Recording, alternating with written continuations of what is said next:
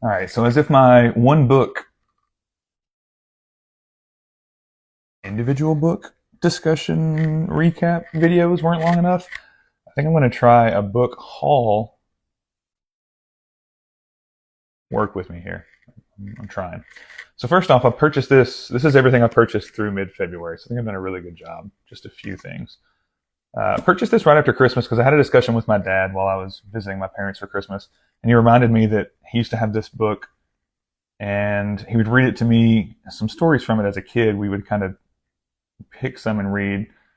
I feel like when, times where we would go camping and be like, okay, cool, let's whip this book out and kind of discuss. So it's 23 True Sportsmen's Adventures. I feel like I don't need to give more of an explanation. It's the title gives it all. It's just 23 true stories, kind of survival stories of outdoor things that happened. You're talking hunting, camping, hiking, survival, stuff like that. Yeah. So we'll move quickly through that. I think this was about 15 bucks. It's a very old book. Published in, well, the price was $4.95 for a hardcover, so probably very old. Doesn't even have a barcode. All right. Chronologically, next is the one on the very bottom, but I'm going to save that for last. So after that, chronologically, I hit up my local bookstore, and they kind of run a bargain table sale continuously. They just pick up,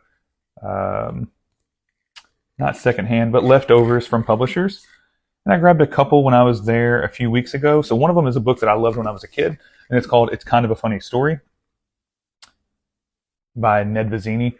Fantastic. I remember reading it as a kid when I used to love reading books, and this book just stood out to me so much. So they made a movie from it as well, and I've never seen the movie. But I believe it has Emma Roberts, and I can't remember who the male character is portrayed by. But essentially, the kid goes into a mental hospital, and he draws maps of people's minds to kind of give a visualization of what they're going through. And it's just a young adult, great story. And this is a fresh copy. I was like, hey, I don't know where my other one is. The other one that I had was signed by the author. He did a book tour and went to my friend's sister's college, and she had my copy signed for me, but no clue where it's at. So $6 for this guy. Grab that. This is just a book about Einstein. I wanted to impress my math tutor friend, so I was like, yeah, I'll throw this on the shelf. And E equals MC squared is an equation. It's math, okay? Trust me. Next, I stopped by my local library, actually, when I checked out Flowers for Algernon, which was fantastic. And they were running a sale. So I grabbed these 3 books. It was $4 total. I felt bad. I'm like, this is a steal. So first is Parable of the Sower. I've heard nothing but great things about this. One of my friends recommended it years ago, and I don't know why. I wasn't really into reading, so I never asked to borrow his copy or anything like that, but I own it now. And I realized on the cover, there's a quote from John Green, but John Green's the New York Times, so I'm not sure if that's John Green that we know, like Vlogbrothers John Green, like Fault in Our Stars John Green, but I guess I could do some research. But the quote is, brilliant and endlessly rich, pairs well with 1984 or The Handmaid's Tale. So this is some essential literature, as the kids would say. Next was The Immortal Life of Henrietta Lacks. I actually saw this at a Barnes & Noble in Little Rock when I visited in December with a friend, and I don't know why it stood out to me, but I picked it up, looked over, and I was like, oh, this sounds fascinating, and got it for $1. So we'll see. It's nonfiction. I struggle with nonfiction because I'm like, oh, it's true. I know this happened. I want to have imagination about something that didn't happen. But this is also an interesting story about injustice as well. So, and then I grabbed The Complete Poetry of Maya Angelou. How could I not? Throw this on the shelf. Read a nice little poem whenever I'm ready. A quote that I think of frequently in so many aspects of life is, people won't remember what you said or how you said it, but they will remember how you made them feel. And to my understanding, I've attributed this quote to her for years. So if it's not my Angelou quote, I'm going to be devastated. But either way, I have nothing but respect for this woman. I know she was a fantastic author, so glad to have this to throw on the shelf.